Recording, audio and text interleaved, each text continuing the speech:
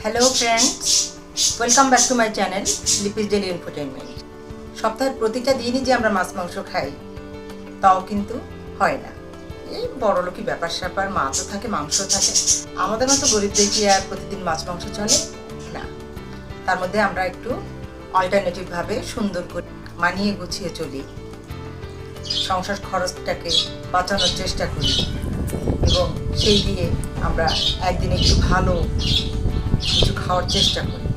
কিন্তু নর্মাল যে স্বাভাবিক খাবার, এটা কিন্তু শরীরের জন্য খুব দরকার। আর এত কথা বলার দরকার নেই, তার আগে আমি যেটা বলতে চাচ্ছি মূল বিষয়টা, শাকসবজিটা আমাদের জন্য খুবই উপকারী এবং আজকে খুবই স্বাভাবিক ডগাসহ শাকের রেসিপি নিয়ে চলে এসেছি, যেটা শরীরের জন্য অত্যন্ত উপকারী এবং নিয়মিত আমাদের এই ধরনের খাবার কিন্তু খাওয়া উচিত। যারা পছন্দ করো না তারা একটু জোর করে হলেও খাবে এবং খাবারের স্বাদ চেঞ্জ করে করে খাবে, তাহলে দেখবে যে খাবারের প্রতি একটা আলাদা অ্যাট্রাকশন জন্ম নেবে। তাই খুব সাধারণ সিম্পলভাবে আজকে আমার যে একটা চাল কুমড়োর ক্ষেত আছে, ওখানে কুমড়া টুমড়া অনেক কিছুই আছে, পুঁই আছে, সেখানে চাল কুমড়াগুলো এত চমৎকার হয়েছে, ডগাগুলো কি আর বলবো বন্ধুরা। ওখান থেকে ডগা এনে সেটা কিন্তু আমি আজকে রান্না করছি এবং কিভাবে রান্না করছি, কি মাছ দিয়ে রান্না করছি, এটা ক্রমশ প্রকাশ্য, দেখতে থাকো। তার আগে যে সকল বন্ধুরা এখন পর্যন্ত আমার চ্যানেলটি সাবস্ক্রাইব করোনি অথচ দেখছো, তাদেরকে রিকোয়েস্ট করছি সাবস্ক্রাইব করে বেল বাটন প্রেস করে আমার সাথে থাকো।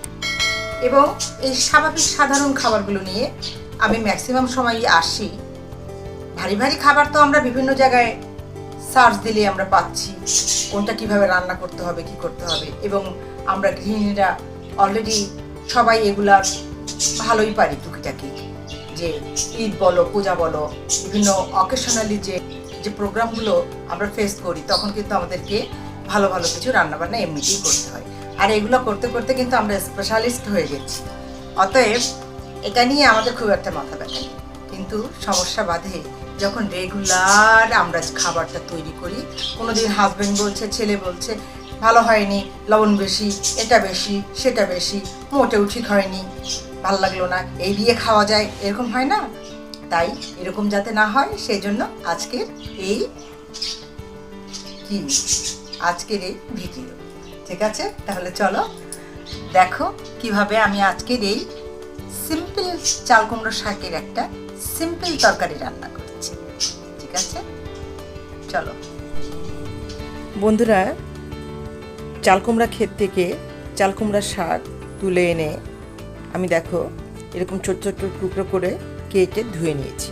আর এদিকে গুঁড়া মাছ বা ছোট মাছ ভেজে নিয়েছি।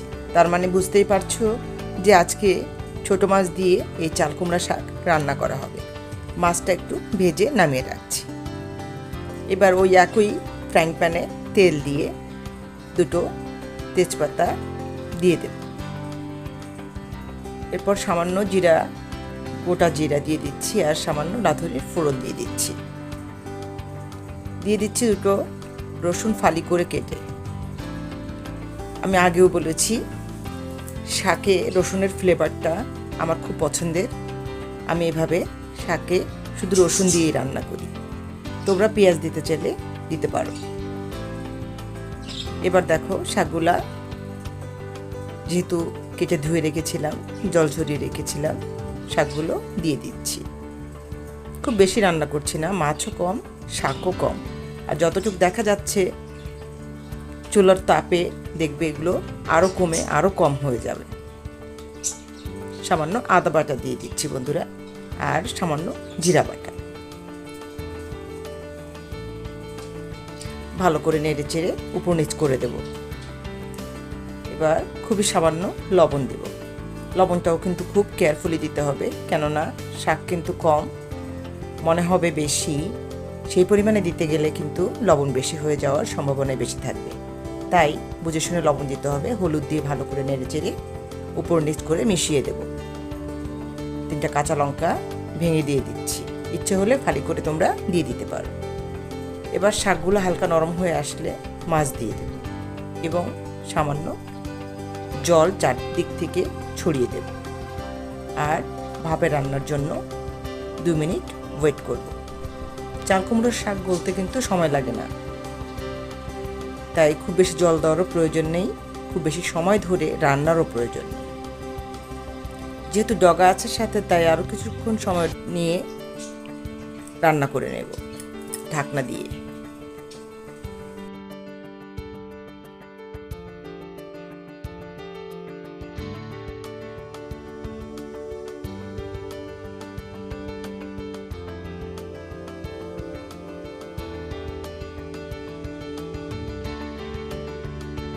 হ্যাঁ বন্ধুরা, এবার শাকের ডগাটা অনেকটা সিদ্ধ হয়ে গেছে, আর আমি জালটা বন্ধ করে দিয়েছি, আর উপর থেকে ছড়িয়ে দিচ্ছি সামান্য জিরার গুঁড়ো।